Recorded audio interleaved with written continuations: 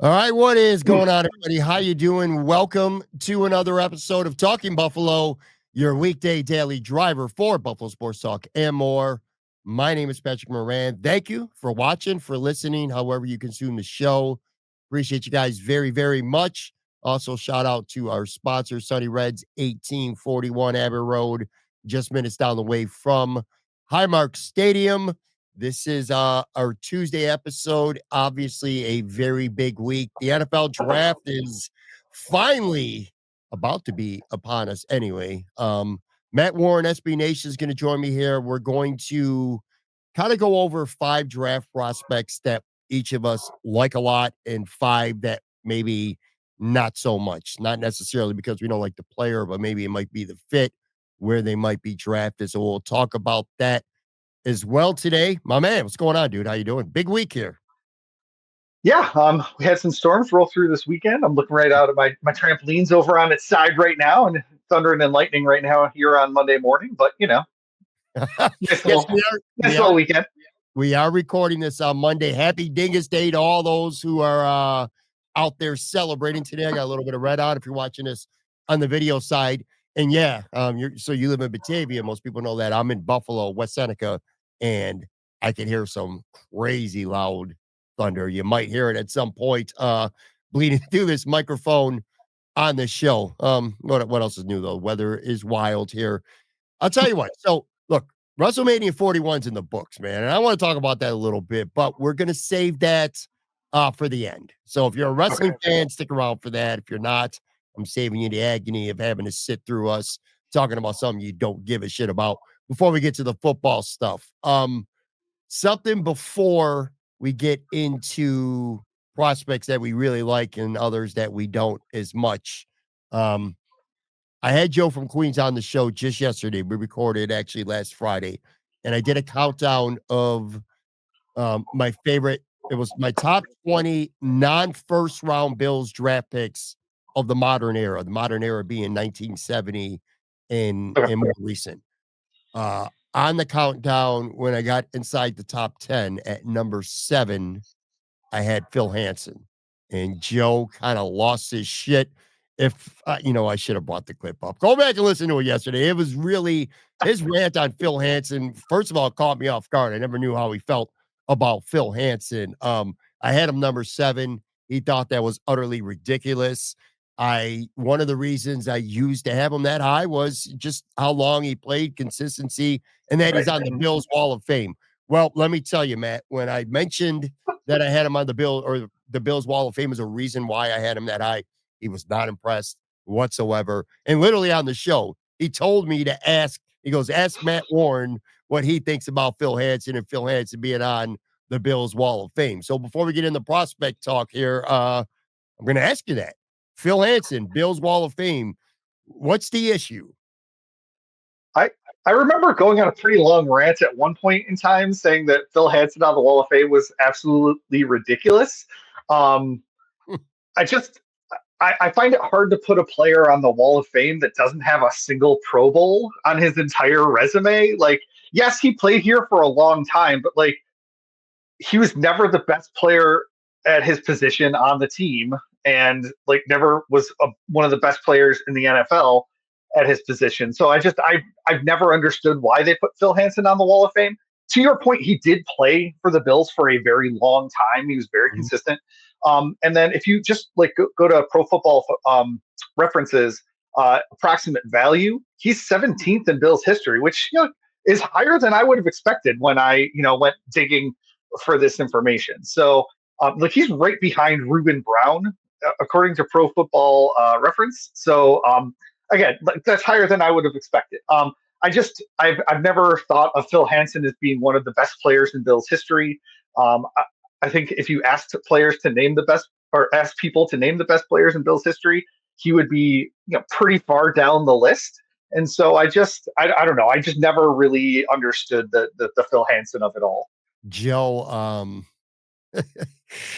Joe attributes any success pretty much Phil Hansen ever had to playing alongside Bruce Smith too, as well. So he said he never. That there's a little bit of validity to that, I would say. Like, Phil Hansen probably never faced a double team in his career, if Bruce Smith lined up and was also playing in the same game. So I get it, but still, I'll tell you what, it was a great draft pick, all things considered. And if you could get a Phil Hansen type right now, I probably would be.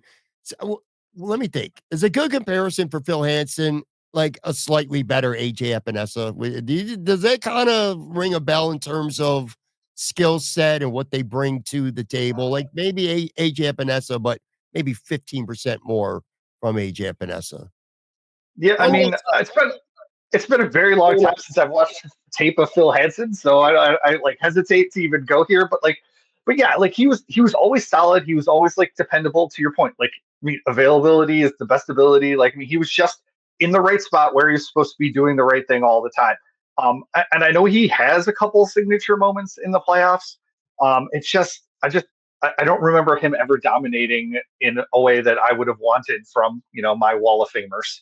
That's very fair. And look, you can make a case for Molds and probably a handful of other bills that they're probably a little more deserving of being in there in the bill. But anyway, I just thought it was funny. And like I said, Oh yeah, I should have thought to pull up the clip just because it was absolutely hilarious. Maybe at some point when you're talking, I'll go looking for it and maybe I'll bring it up there and we'll circle back to this. Stick around for the end, folks. Maybe I'll go and I'll dig it up. Anyway, all right. So before we get into the draft prospects, some news since you and I talked last week, as it pertains to the Buffalo Bills and this roster, a significant name signing. Now, I'm not so sure that it's going to prove to be a significant signing. We'll wait and see. But Tre White, 1 year deal, incentives, everything up to 6.8 million. As we record this, I don't believe like real details have emerged from that contract. I highly doubt that it's anything more than maybe 1.5 million to 2 guaranteed, and then see kind of what happens as the season progresses. But anyway, your thoughts on Tre White? They were talking allegedly to James Bradbury last week. Rasul Douglas, of course, remains out there. And the Bills elect to bring in Tre White. What's your thoughts on that signing? What's your like interpretation of what they may mean, in part as it pertains, if anything, to this coming draft starting on Thursday night? I of course have been talking about this with everybody I've run into over the last few days, and Mhm. I just keep saying the same thing. I don't think it changes anything about the draft. Um, I do think that like Brandon Beane wants to go into the draft with as few holes as possible, and so if you um, bring in a Tre'Davious White, you bring in Dane Jackson, you're establishing that baseline of play at the cornerback position, that boundary cornerback position, and so they still need another cornerback on their roster. They still need a long-term answer opposite Christian Benford, hopefully a cost-controlled one, which is what a draft pick would provide. So I don't think that it changes anything really about their approach to the draft, other than plugging one hole. Maybe they don't take like a seventh-round cornerback because they have Tre White on their roster, but I don't think it like changes anything in the first or second rounds. I thought he played okay, better for the Ravens toward the end of the year last year. Um, so I don't think he's completely washed. I don't think we should come in and expect him to be, the opening day starter either. But I do think he can provide something in that room, that veteran presence in the room. And Christian Benford was like your established veteran, and then they signed Dane Jackson and he was gone. So like, who he can at least provide some of that, locker room leadership, glue guy stuff. And maybe he can even contribute on the field. Pessimistic, optimistic point of views. The pessimistic point of view is that, yeah, his best days are just so far removed. The two major injuries, maybe it's a confidence factor at this point of his career as well. He was horrible with the Rams. 4 games, 4 starts, then he got cut. They asked him to play a lot of man-to-man from what I understand and what I've been following along, and that's never really been his strength, like following guys vertically all over the football field. That kinda led to him being exposed in a bad way. Baltimore, to your point, like you said, he was all right with Baltimore. I guess he played like kinda like a dime corner, primarily for them. He played about 30% of their snaps. Like, they played that like 30% of their snaps. I do remember the playoffs. We talked about this on the show yesterday too. He got a total bullshit pass interference penalty called against him. I Yes. believe it was against Matt Collins in that playoff game. Yeah, pessimistically, he's just shot. There's just nothing there, and he's a name. You sign him now, and he just doesn't have it at camp, and he ends up getting cut. He also has zero special teams value. So if he ain't starting, he ain't dressing because he's not going to be that third corner who doesn't play any special teams. Just like last year with Kyrie Elam. Ingram was getting active ahead of him because Ingram brought value to special teams. Kyrie Elam didn't. Kyrie Elam would either start or didn't play. I kind of feel like that'll be the case with Tre White. From an optimistic point of view, he's farther removed from the injury. He's familiar with Buffalo. He loves Buffalo. He's probably got his confidence might be back. He did play pretty well with Baltimore. And I think best case scenario with Tre White and what I do potentially like about this signing is I agree with you. I don't think it changes a single thing when it comes to the draft. However, if you're looking for a corner to start and Dane Jackson was your alternative, almost any corner that you take in this draft, first round, second, even third round, I think your expectation is that he starts week 1. This allows you best case scenario, and there's 2 guys that I'm actually going to bring up on our list of 5 prospects that I like that are really talented corners with very high ceilings. However, maybe they don't come in and they don't start week 1 of their rookie season. They're coming off injuries, things like that, and it gives them time to, really get adapted to the NFL. They're not going to be thrown to the fire, and Tre White is capable of holding it down, even if it's just short term, while these guys get, 100% fully up to speed. So in that regards, I really do like the Tre White signing. Obviously, it would be a great story too, kind of a redemption story of sorts if he could come here and he could be something again. It would be great to see, and everybody is going to be rooting for him. Joe and I were talking about this too. Let me ask you, um, is it fair to say that Tre White might be the second most popular Buffalo Bill of this entire regime? Obviously, Josh Allen would be number 1. But I'm having a hard time thinking of anybody who's more popular than Tre. Joe brought up Deion Dawkins. I'm like, maybe. But doesn't it feel about right to you? Like Tre's probably outside of Josh Allen, the most popular player of this era of Bills football. I think if you're talking about inside the Bills fan base, I think he certainly has a case for number 2. I think Dion has eclipsed him outside of the Bills fan base. Mm. But I do think like the whole was the play sheets and in the game where he runs over and picks him up and like he's reading the play sheets on the field and the Yeah. Tre White Goalie Academy. Like, I mean, those are internal things that probably a lot of outside folks don't know, but like that kind of crap, like Bills fans eat that stuff up. Like it's great. So I mean, any fan base would. I'm not saying like Bills fans are dumb or anything for liking that shtick, but he certainly has endeared himself to the fan base at every possible turn. Yeah. And coming back, it's just going to add to that. Like it could be a great story. Potentially, yeah. the makings are there for it to be a great story. I wouldn't count on him being the starting cornerback for the next 3 years. I wouldn't even count on him making this roster, to be honest with you. If he very well can, we'll see how things play out. We'll see what he has. Just the opportunity, I think, is pretty cool. As things stand right now, and then we're going to get into these prospects, but as things stand right now, let's say it's Thursday night, the draft's going on, and the board falls exactly the way Matt Warren hopes it does. Like you got a couple players at each position that you like, and the way it just worked out, they're all there. Like you could have your choice. Forget about the player. What position do you think the Bills would go for? And again, I'm preface this by saying the corner that you like, the tackle that you like, the edge you like, whatever, maybe receiver you like, they're all going to be there realistically at 30. What position do you lean right now? You don't have to be married to one, but is there a position that you would lean towards them wanting to address first if it works out?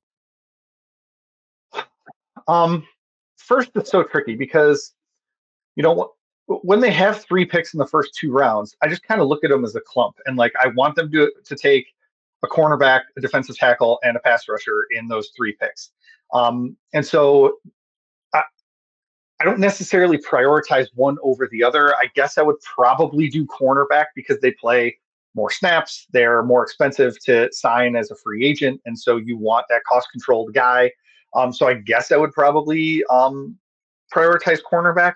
But I just keep looking at those 3 premium picks and those 3 positions and just kind of like, okay, whichever one's how the board falls. Just draft one of those guys at those 3 picks. Sure. And look, we're obviously doing nothing but guessing. The Bills would be guessing too at this point. Still a few days out from this Right. draft. But do you get a gut? Do you get a sense that a trade up, a trade down? See him sticking at 30. I'm starting to feel a trade down is really, really starting to make sense if it could get you that third round pick. Kind of like last year, almost a carbon copy. I kind of hope the player ends up being somebody that I like coming out of school more than I liked Coleman last year. But I'm kind of getting a trade down sense, and there's a specific reason why I feel that way. But does your gut tell you anything? I mean, we still got a couple days too before the draft, but Yeah, I mean, I'm certainly not going to bet that Brandon Beane is going to stay at pick 30. I mean, the guy never stays at his pick. He's always moving either up or down. I mean, just like last year, there's so many players at that position that they really need to have that would not surprise me at all if they had like 2 or 3 guys with such similar grades that they trade back to 32 or trade back to 33 like they did last year and still get one of those handful of players that they really like in the first round just because of, again, the positions that they're looking at and how this draft is loaded at those positions.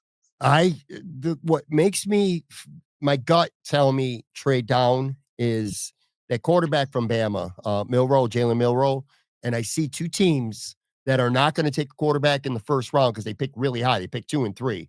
I could see either the New York Giants, I think, who have picked 34, or the Cleveland Browns, who I believe have picked 33. One of those guys will come up, get that. They'll want that quarterback, and it's a great way for the Bills to pick up that third round pick. Maybe they get a third rounder and they give up like 132 or maybe a fifth and a sixth, something like that, some kind of exchange. But that could get the Bills another third round top 100 pick. I still think they can get a guy that they like there. And, for the teams that trade up, because it's got to make sense for both teams. You want a quarterback, you get that fifth-year option by getting them at the end of the first round. That's what my gut tells me right now. And getting ahead of Cleveland and New York, on the swing back through, I think is really valuable to teams since so many people think they're going to draft a quarterback. Yeah, 100%. So that's the scenario that I could see right now. That's what I'm feeling anyway. All right, let's get into some. Well, again, 5 prospects, and I kind of cheated. I actually have a 6, so I couldn't help myself there. But we'll kind of go one for one here. I don't know who you like. You really don't know who I have on my list. And these are, like I said, 5 of my favorite prospects of this draft. And I want to be clear too. This is not me saying these are the 5 best players in the draft. I'm saying where they could fit, where they might get drafted, things like that, make them on my list. And Tre White directly influences not just 1, but 2 of mine. And I'll start. I'll go first here. Benjamin Morse, corner from Notre Dame. I like him a lot. I've said this a lot too. Other than Notre Dame guys, I just watch a couple little highlight videos here and there on YouTube, and I listen and watch and read people whose opinions I put a lot of stock in, and kind of that helps me form my conclusions on a lot of these players. But when it comes to Notre Dame guys, I've watched every snap. I watch every game every week. So I feel like I know this player very, very well. 3-year starter. He was a leader on this team. He's got those traits and those intangibles that fit the Bills so well. He could play zone. He could play man pretty well. Now, he missed the last 10 games of last year, including their championship run with the hip injury. But all indications are he's going to be fine from that. I think if he doesn't get hurt and he plays the whole year, I think he's absolutely a first rounder, somebody who goes between 15 and 30. I think because of the injury, I think that he goes somewhere in the second, maybe even very early third round. And because of that Tre White factor, again, he's a guy who could come in and he doesn't have to start week 1 of the regular season. Not necessarily a quote unquote blue chip prospect, but I think he could be a really good starter on his team. I think he'd be a great day 2 pick for the Bills. So that's my first guy. He was our 6th cornerback on our SB Nation cornerback rankings for the NFL draft. And yeah, a lot of people agree with you. He, he's trending towards being that top 20 pick, and then that injury is going to knock him down. And we've seen players who, get knocked down the draft board because of injuries who can, really excel if given that patience. And I really like your point about, they wouldn't necessarily ask him to come in and start right away. I think Kier Elam may have benefited from that kind of patience too, but they, Sure. or at least as far as expectations go, and so Morrison would probably come in with lowered expectations for year one, and then that could help him.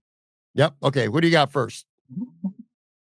Oh, I'm sorry, I had the wrong tab open. I really like South Carolina safety Nick, and I'm going to butcher his last name. Um, M. Emin Wari, excuse me, hard for me to say. Emin Wari, just like a super freak athlete. Really good measurables in that particular sense. Super athletic. I think he can play lots of different roles for a defense. Safety is definitely a position where I think the Bills could look to add. He was second in our safety rankings behind Malachi Starks, but not by very much. And so it was like, I think it was like one person had him like ranked just a little bit lower than everybody else, and that's how he ended up second. So I really just like what he can bring to the table as far as his athletic skill set goes, and just be that like moldable lump of clay for Sean McDermott's defense in a role that like is obviously very important to McDermott, as they've spent so much resources, both financial and draft, over the last few years. I don't have him on either of my lists, and I only say that because I'm interested in seeing if there might be a crossover guy here. Like Mm. maybe a guy either both of us have on our like list, or maybe like I like one and he's on your don't like list, or vice versa. We'll see how that plays out. All right. My next one, I should say, is also another cornerback, and it's Oh, Javon Ravel Jr. from East Carolina. And again, I go back to this Tre White thing. Ravel's got everything physically that you love in a corner, man. He's got great speed. He's got great length. He's got really good ball skills. He had 2 picks in 3 games before he got hurt last year. But the thing is, again, he's coming off a torn ACL. All reports indicate he should be good to go by the summer. But again, I'll say the same thing that I said about Morrison, and maybe even higher. Like this could have been a top 10 to 20 pick in the draft before he got hurt. There's some people who said he'd been one of the top 2 or 3 corners on their board before the injury. Going back to Tre, does not have to start week 1. And there's a big difference between, say, Tre White and Dane Jackson. Like, I think if you draft Ravel and you didn't have Tre White until right now, your expectation is dude's got to start right away. Ditto with Morrison. I really feel like the Tre White acquisition kind of, again, burdens that pressure. Same with Morrison of being a week 1 guy. But this to me is a guy ceiling wise who could be a CB1. And the thought of, especially if you take him at the end of the first round, I fantasize in a way about the thought of the Bills having not 1, but 2 shutdown corners locked up for 5 years because Benford's, got a 4-year extension plus that year was deal. So for the next 4 to 5 years, you got your corners done. And I love thinking about it that way. The edge guys are rotational people. They come and go, and I like plenty of edge guys. But the thought of having 2 corners who, as long as they stay healthy, are going to be out there every single snap all season long, I'm just in love with that theory, and I'm in love with the potential of a Ravel. yeah, he was fourth on our cornerback rankings at SB Yeah, Nation, so even higher than Morrison. And again, same thing. Like if he wasn't coming off that ACL, he would be in the middle of the first round probably. And so I like the skills that he brings as well. Another super athletic guy. That like I guess he excels in press coverage. I haven't like actually watched him play, sure. but that's the read on him is that he excels in that press coverage. And so like the Bills, like you said, the Bills could just have that cornerback position locked in for the next 5 years, especially on a cost control deal. And I keep saying it. Sorry. And I think the Bills are looking to play more man than they have in the past, which is not bode great for Tre White when it comes to that. All right, so Ravel At was least my having the option to play man. At least having the option to play man would be nice. 100%. All right, who do you got next up on your list? Next up, well, I mean, it's this isn't a surprise, and it's definitely not for the Bills, but like I'm very interested to see what's going to happen with Travis Hunter. He's obviously a player that folks love in the draft. I'm just curious, like, are teams going to allow him to play both positions? Are they going to put him on a pitch count? Like, we've seen players that can play like two ways. Like you see Otani, right? Like he isn't even playing both ways anymore because of his injury. And so, like, are the whatever team drafts Travis Hunter, are they going to really let him do all of the things that he wants, or are they going to force him into just playing cornerback, which he's very good at? So let's like let him do his thing. What's your gut telling you? Where does he go, man? You get somewhere between 2 and 4, that's for sure.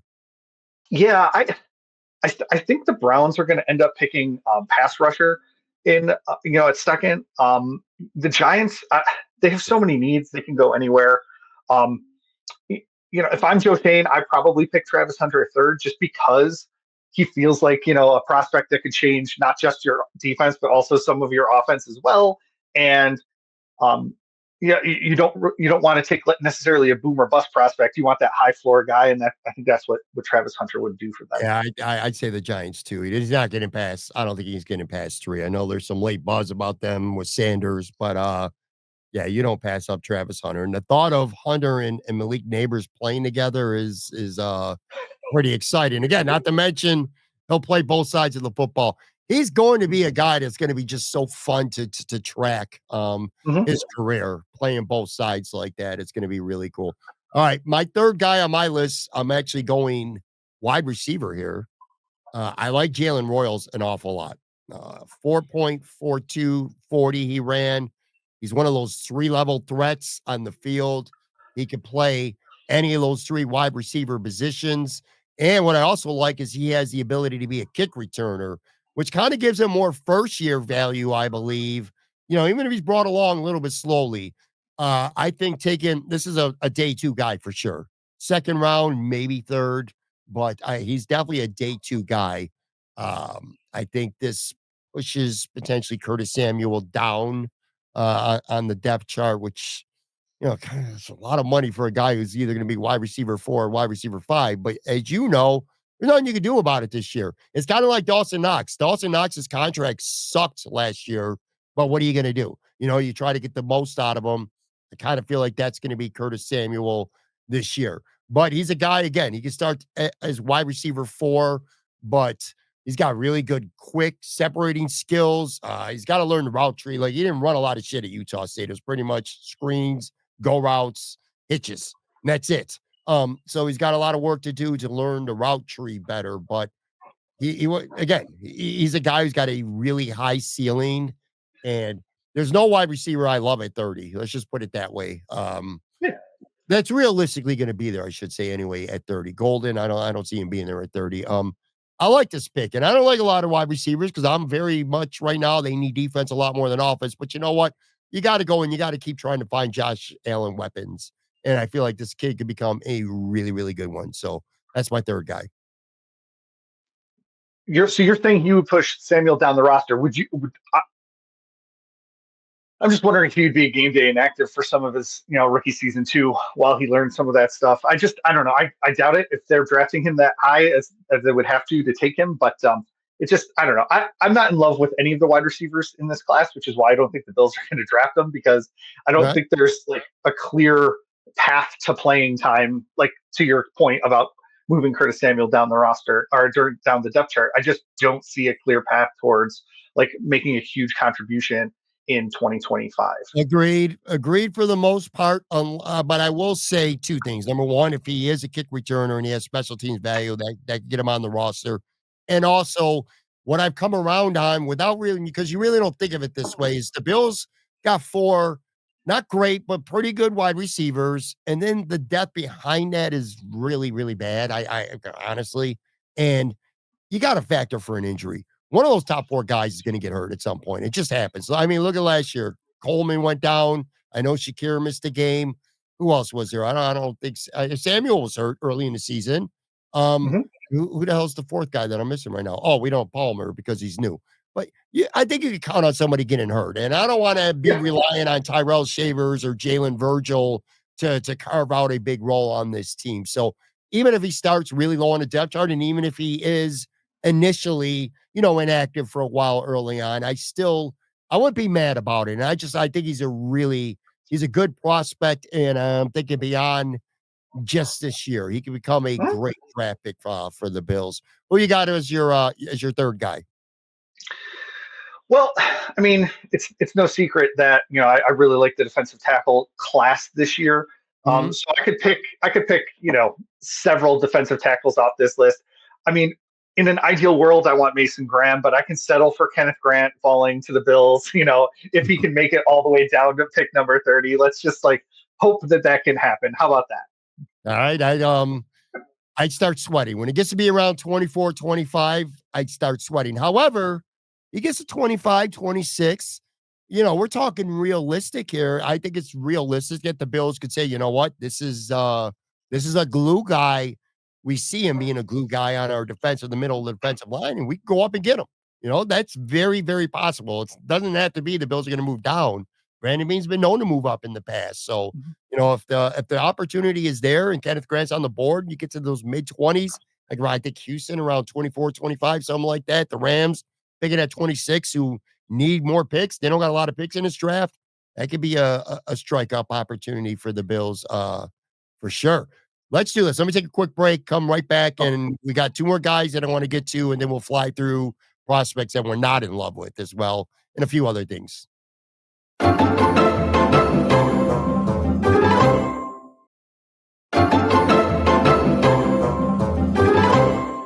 All right, I'm back here with Matt Moran from SB Nation. If you're watching on the video side, the little graphic, the thumbnail for the show, you can see two prospects out there. One was Jalen Royals, who I just talked about.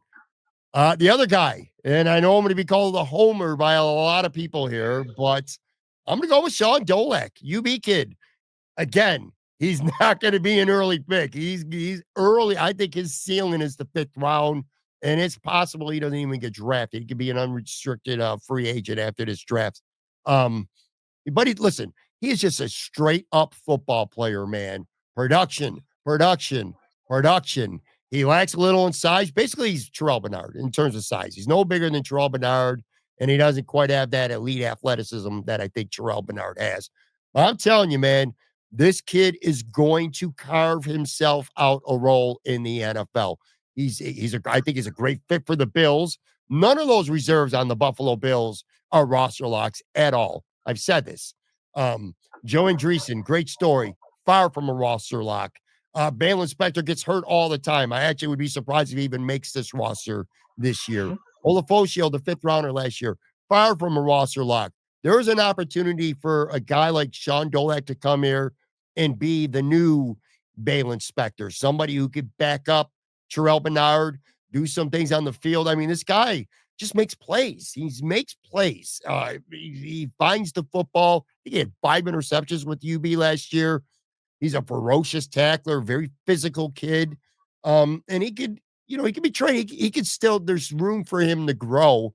And I keep going back to what I read from Dane Brugler from The Athletic not long ago, saying he could be like a Tyler Matakevich type player, special teams core standout. He could become that guy who could become a reserve linebacker. So if you're looking for late round guys who are going to be meaningful on this team, to me, he's one of them. And again, I know it's easy to say he's the hometown kid, this and that, and maybe there's a little bit of truth to that. But I've watched him play. I know what he could do.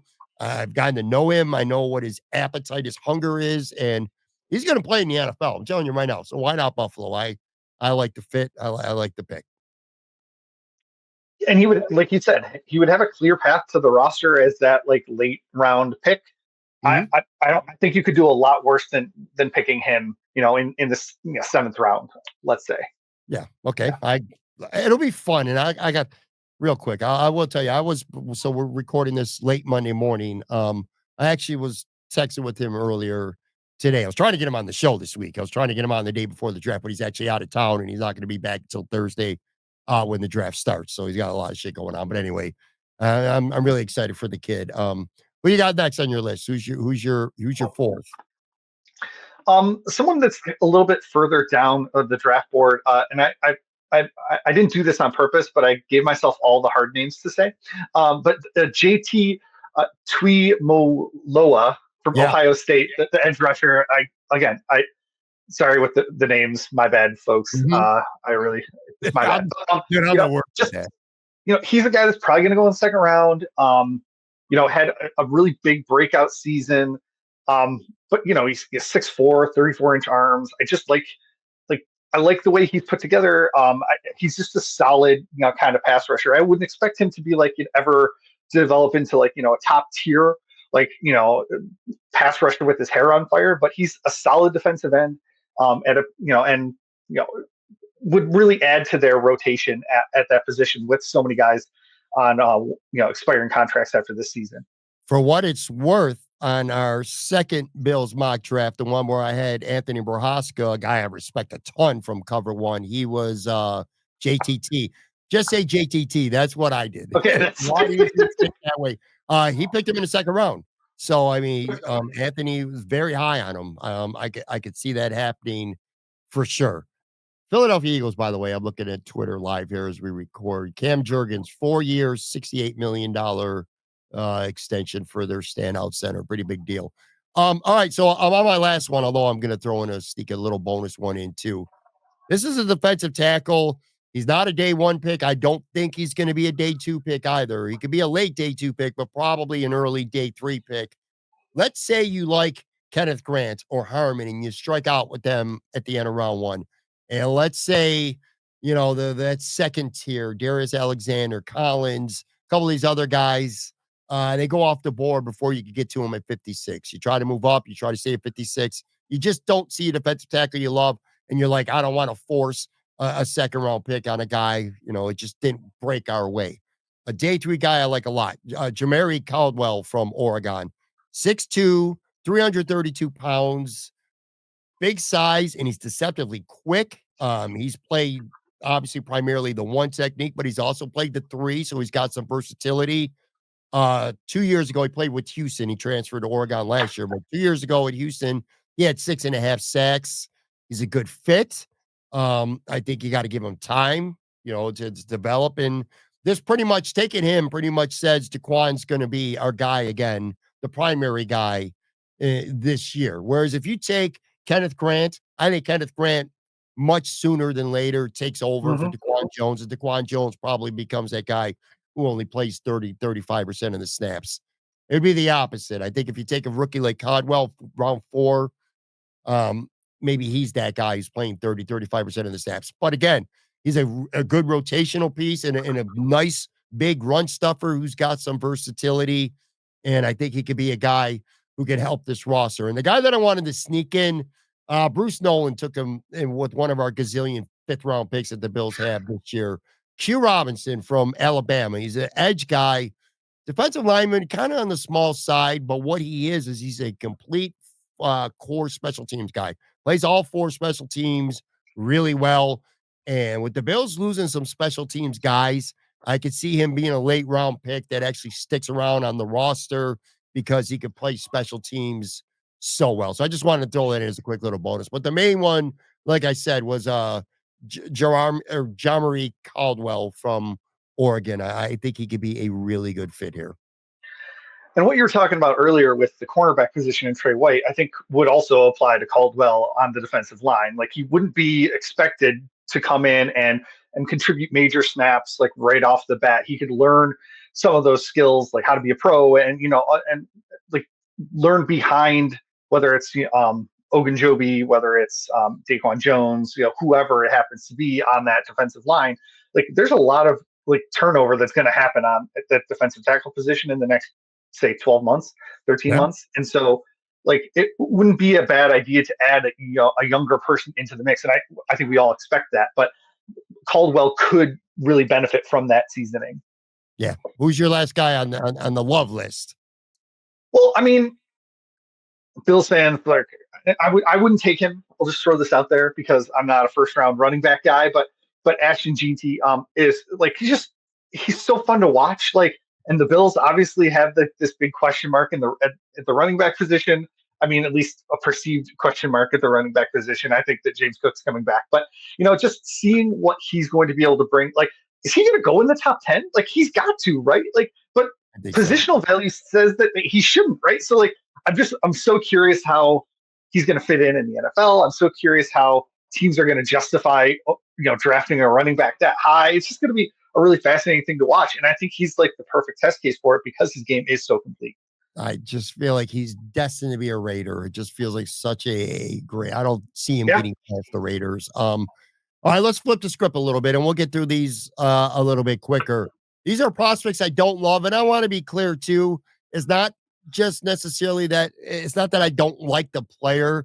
I just where they're projected to go. I just don't like the player where I think they're going to go, and I just think there's better fits and better players than these guys. I'm going to start with Shamir Turner. Okay, production to me can be overrated on some levels, and college stats can be overrated, but dude, 2 sacks in 12 games last year at Texas A&M. That ain't great any way you cut it. That with him being purely like a 3-tech guy as a defensive tackle, it's not a guy that I covered in the first round or even the second round. Tracy dude, maybe he'll be great, but I'm definitely passing on him. So that's my Yeah, first. he was 11th in our defensive tackle ranking, which surprised me a little bit. But yeah, to your point, like seeing there's a lot of 1 year wonders on both the Mhm. defensive tackle and the edge rusher, like guys that were like 2.5 sacks, 2.5 sacks, 2.5 sacks, boom, 12 sacks. Like, is it them figuring it out? Is it their body finally coming around, or is it just like the Aaron Maben flash in the pan that like gets them overdrafted and then like they don't Right. end up working out. So like yeah, Turner is one of those guys that like has a lot of questions coming in. I agree with you. You got it. Who are you going to start off with? Well, I mean, very maybe telegraphed, but Shooter Sanders, like he's got one of the highest completion percentages of all time, but I just don't see him making like NFL type throws all the time, and so it's just it's gonna like we were talking about seasoning and taking pressure off. He's done the exact opposite. He and his dad have both done the exact opposite of that the entire time. Just keep putting pressure on him, putting pressure on him, and especially if he goes to some place like New York where there's going to be a ton of media attention. I don't see him. I just don't see him being successful at the NFL level. He's a big risk. I think it's a big risk. And somewhere he's going somewhere in the first round. So somebody is Yeah. going to take a first round flyer on him for sure. The only thing I like about in today's draft in the modern era right now, what we're talking about with football, is back in the day, if you took a shitty quarterback in the first round, you were screwed because of the finances. You know what I mean? Like it was Yeah. you Right. had so much money. In today's day and age, if you take a quarterback, I mean, it hurts to bust on a first round pick, but it doesn't set you back for 5, 6 years financially. You know what I mean? You can get out of it Mhm. relatively quickly, and it's not that big of a deal. But yeah, I agree with you. He's a big, he's a risk. My next guy is a wide receiver, Luther Burden the third. And to be clear, I don't dislike him. I just don't like him as a first round pick. Lots of factors. He only had one 100-yard receiving game last year. And his game's a little too much like Khalil Shakir. He's awesome running after the catch. Again, make him a Buffalo Bill. I ain't gonna be mad about it at all. But just I'm not in love with him early on as a first round guy. And to me, I'd rather go get a corner or defensive tackle in the first round. And if you really want a receiver, like I said, Jalen Royals, Knowles, there's a couple others. Go get a guy on day 2. So I'm just not. If you're gonna get a first round receiver and it's not Matthew Golden, I don't want it. So that's my second guy. Yeah. Golden was on my list too to talk about this just because he was that 1 year kind of guy. Like I don't know if I want a receiver that he didn't break 1,000 yards. Like I mean, just there's a couple just things that like stick. Like if they're going to be trading up to draft him, that I don't know. It would scare me a little bit. That's very fair. All right, so I'm gonna assume Golden, then we'll put him on your don't love list Sure. then for that reason. All right, so Right. it'll be 2. My third edge rusher is James Pierce Jr., I'm sorry, at Tennessee. 7.5 sacks last year. I think he had like 10 the year before that. Great athlete, but he's not the most bendy, versatile pass rusher. He's not solid at all against the run and just feels more like a day 2 pick for me than a first rounder. And it comes with a little bit of bias that I just really think I'm locked in on getting either Kenneth Grant, Derek Harmon, um, maybe one other defensive tackle could be in the mix at 30 or corner. I just don't want an edge at 30. If it's not one of 3 or 4 guys, I just don't love them at 30. So I think that's the bigger reason why I have Pierce. So Understood. Understood. Yeah. All right. What do you got here? Next up, again, I'm not a running back guy, so seeing Omari and Hampton going, in the first round in a lot of these mock drafts, it I don't like it. I wouldn't like it if it was my team that was drafting him. I definitely don't like it for the Bills. And if they're going to get rid of James Cook and draft Omari and Hampton, it just is not in my wheelhouse. I do not like that. Let's not do that. Okay, let's not do that. I don't think you're gonna have to worry about that. I do not see a first round running back going to the Buffalo Bills. That would be something though if it did, but yeah, that shit ain't gonna happen. All right, my second last one here, edge rusher Shamir Stewart from Texas A&M. Again, stats, man, dude, this guy had 1.5 sacks in each of his 3 seasons at A&M, and I see him in the first round of pretty much almost every mock draft. Yep. Got elite athleticism and 285 pounds. He's just built. He just looks the part. He looks the part so well. He can play against the run pretty well, but no way for me is an edge guy who played 3 seasons in college football and never got 2 sacks in a season. There's no way I am having that guy as a first rounder in my book. There's just no way. Yeah, I just talked about that. He was super consistently bad. Like he was like 1.5 sacks, 1.5 sacks, like just always like that. And then he has that 1 year, and like now someone's going to overdraft him. He's 16th on the consensus big board right now. Like, he's going, not just going in the first round, he's going to go with a premium pick, and that's scary. Let the Jets or someone else take him. I'm not. Yeah. I don't want a guy who's got 2 sacks or 1.5 sacks in 3 straight seasons as a first rounder. All right, who you got up next? Who's your second last guy? I guess I'll say Jalen Walker. I don't know. He's got such short arms. Like, we talk about Ed Oliver all the time not being able to make an impact because of some of his physical traits, and like Walker, he doesn't. I don't know. It doesn't feel like he should be slotted in where he is right now just because of some of those physical limitations. He's probably going to be a top 10 pick because of the position he plays and like some of the talent that he brings to the position. But I don't see him being, a game wrecker at the NFL level like he was, at Georgia from time to time. My last guy on my list is a safety. It's Malachi Starks from Georgia, or it could have just been just as easily the guy that you had there too. And I want to be clear, I have no issue with either as a player whatsoever. Like I'm a secondary guy, so I'd be perfectly fine with that. And I don't love Cole Bishop and Taylor Rapp together. I've made that very well known. I just don't have interest. Again, going back to what I think the Bills need the most is corner or defensive tackle. And I just don't have interest in a safety in the first round compared to, say, getting Xavier Watts, who I like a lot in round 2. He could have easily been on my love list. Or Kevin Winston Jr. as a day 2 pick. I like the kid from Texas too, Andrew Makoba, as well. Bruce Nolan took him in our mock draft a week or so ago. I just don't need the Bills picking a safety in the first round because I think defensive tackle, corner, or maybe even edge, if it's the right guy who slips and falls enough, is the better play for me. So it's nothing against Stark's ability or his game. I just don't love him as a prospect because I don't love him as a Bills first round pick. If that makes any sense. Yeah, I can understand that. But ever since they were hired, both Sean McDermott and Brandon Beane have said that they want to build, inside out.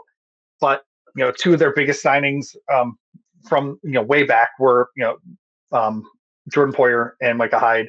They surely they favor that safety position a lot. And so it would not surprise me at all to see them spend a premium pick again for the second year in a row on the safety position. Yeah, and I'm good. Look, get one in round 2 then. I'll be perfectly happy. Give me Xavier Watson round 2 and I'll love it. All right, give me your last guy. I understand. Well, I've been looking at this tight end class because I do think the Bills are going to add a tight end in the draft. Mm-hmm. And I keep being surprised by how high I see Mason Taylor going from LSU. I know he had a really nice Senior Bowl. Obviously has Hall of Fame pedigree. His dad's Jason Taylor. But I don't think there's a whole lot of complete tight ends in this draft. And seeing him flying up draft boards is kind of what's giving me a little bit of pause, just because I don't know how he's going to adjust to being asked to do anything other than just run routes and catch passes. Like he'd be fine if that's all that teams are going to ask him to do. It's like the other stuff. Let me all right, so those are the guys that we love and don't love as most or as much, I should say. And again, I'm going to be real clear, man. There's not a lot the Bills will do that I'm going to come out saying, I really don't like this, like right off the bat. Last year, I kind of was critical about the draft because I didn't love Keon Coleman and I also didn't love Dwayne Carter. And we'll see Yeah, how 1 year does not make a career. We all know that. I did love the Cole Bishop pick, and we'll see how it plays out. But there's not really a lot that there's not a player out there that I'm like, God, I'm going to be really pissed if the Bills take this guy. Short of the edge rusher who had 1.5 sacks the last 3 years in a row, Shamar Stewart, but I don't think he's going to be even close to 30, thankfully. And again, I wouldn't love James Pierce, but I wouldn't be mad about it either. Before we wrap up with a couple minutes of WrestleMania talk, I did find that clip. Let me play this. Hopefully, this is Joe from Queens on the show yesterday when I had Phil Hansen high on the list of my all-time non-first round Bills draft picks. And I touted him being a Bills Wall of Famer, and Joe didn't take kindly to that. Let me play this real quick for you guys. Usually I had this guy 5, but I actually moved him back to 7. And it's Phil Hansen. Thank God you did. 7 is Phil Hansen, second round pick, 1991. Look, he was just a consistently good, not great, but a really good player. Look, dude, he's on the Wall of Fame. He shouldn't be. And he shouldn't be on the Wall of Fame because he's on the Wall of Fame. I could hear anyone make a point of player X should be on the Hall of Fame. Like Stephon Diggs should be on the Wall of Fame. Willis McGahee could probably be on the Wall of Fame. Like, don't get me started on Phil Hansen. Phil Hansen he owes 3/4 of his sacks to Bruce Smith. Bruce Smith playing on the other side. He got on there because he was a quote machine and blue collar, and all the media guys loved him. And those at that time, they used to be the ones that voted people into the Hall or to the Wall of Fame. They talked to Ralph, and he should not have been on. I don't give a fuck. You go, he's second in sacks in his career. Like, fucking who cares? They've had like 2 good pass rushers. No, he's outside of the top 10 for me. Fuck that. No to Phil Hansen. Bullshit. Bring me Dr. Sack, Leon Seals. Now you're fucking annoying me. No, he shouldn't be on there. He should not. He should definitely not be on the Wall of Fame. Like I don't know what they're gonna do with the Wall of Fame, but they should use Phil Hansen. Like, they could save those letters for another guy. He shouldn't be on it. I'm sorry, Phil. So I guess Joe thinks that he shouldn't be on the Wall of Fame, man. A little different. Well, similar take, but just express a lot differently than you. Something else, man. All right, before we get out of here, that was pretty fair. We're both wrestling marks. We enjoy wrestling. This past weekend was WrestleMania. I didn't have a great feeling about WrestleMania coming in. I thought the build this year was kind of lousy, to be honest with you. But I was like, all right, well, you never know. Sometimes the build might not be great, and the show delivers. I kind of have mixed emotions about the weekend, generally speaking, because Saturday night one, I thought the card for the most part was kind of underwhelming, but the main event was awesome. The triple threat match was awesome. It's pure cinema. Paul Heyman turns on both these guys, aligns with Seth Rollins. That's the kind of ending you're like, wow, wow, wow, wow. So that shit was really cool. But for me, it was all about night 2. And I've been a big John Cena guy since he turned heel. I like bad guys. I'm a heel guy. Are you a heel guy or a babyface guy, or does it depend for you? I'm a big heel dude. I love the heels. Yeah, I like heels a lot. I mean, it's not so much about which side of the coin that they're on. I like the performer. So like Kevin Owens, like when I don't care if he's like good guy, bad guy in the situation, I'll watch him like whatever he's doing. I think he does better mic work when he's a bad guy, but whatever. Well, night 2 to me was the polar opposite. All right. I thought the card started out awesome. That women's triple threat match was maybe the best women's triple threat match I've ever seen. I mean, that was awesome. Io Sky winning, I thought, was 100% the right move. The fatal 4-way for the Intercontinental title was pretty cool. Dominic winning. That was pretty wild. I thought the Drew McIntyre, Damian Priest street fight was a lot better than I thought it was going to be. I thought it was going to be bored, and there's some really good way to put it. It pleasantly surprised me. But then it started to go downhill a little bit. The Logan Paul AJ match, AJ Styles, I thought it was too long. and didn't really do much for me. But there's two things that really kind of pissed me off. Number one, Becky Lynch coming back, which, okay, that's fine. But I mean, I'm sure a lot of people have heard Bailey was healthy, but they wrote her off. And they write her off for Bailey or for Becky Lynch, whatever with the pop. But I don't like that she came back. Basically, she didn't even like. I think she took like 2 bumps the whole match. Like she dominated when she was out there, and she pins Liv Morgan. I think Liv Morgan's been the best female worker in the company now for the last year or so. Never come out of WrestleMania and get pinned and lose the titles. I thought that was bullshit. And now I'm already starting to see Becky Lynch is getting that Hulk Hogan kind of reputation where she calls all the shots. Becky Hogan, like Yeah. that don't work for me, brother. You know what I mean? When it comes to finishes and stuff like that, I didn't like that at all. What'd you think of that? Yeah, that whole match, like, first of all, why are they doing that to Bailey? That sucks. Like, she had a great WrestleMania moment last year, and they just completely wrote her off the day before. I think that was crappy. The other thing I don't like what they're doing with the women's division, and they did it with Liv too, is they have 2 belts on Lyra Valkyria right now, and like the whole reason that you introduced the U.S. Championship and the Intercontinental Championship was to give more belts to the women's division. But now you just took one off the table. Like, I mean, you should be spreading them out, not consolidating them. And so I like Lyra Valkyria. I like what she does. I like her ring work and her mic work and everything like that. I just like I like Liv Morgan. I just didn't think she should have 2 belts at the same time. It consolidates it too much. Yeah, I agree. The booking just feels really kind of like helter skelter. It's just like they're kind of going on the fly. It feels like to me lately with WWE. And then the main event. Look, again, if you would have told me, Matt, before the show started, John Cena's going over, John Cena's going to win 17, I was like, yes, that's what I wanted so bad.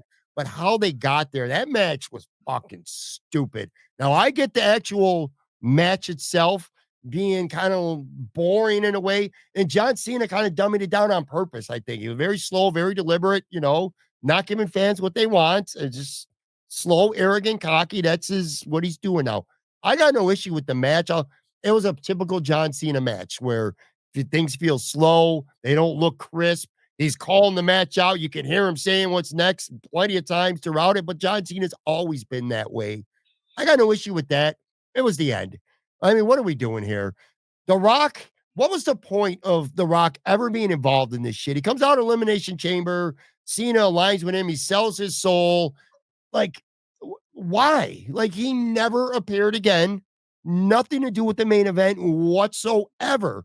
It just made no sense. It's like The Rock just does what he wants. He felt like getting up that day and going to Elimination Chamber, and then he didn't feel like doing anything else again. He got busy, whatever. There was no point of The Rock. You could have had Cena turn heel, all this stuff. Him winning the belt had nothing to do with The Rock. Zero. And then Travis Scott, I get the celebrity factor, but you know what?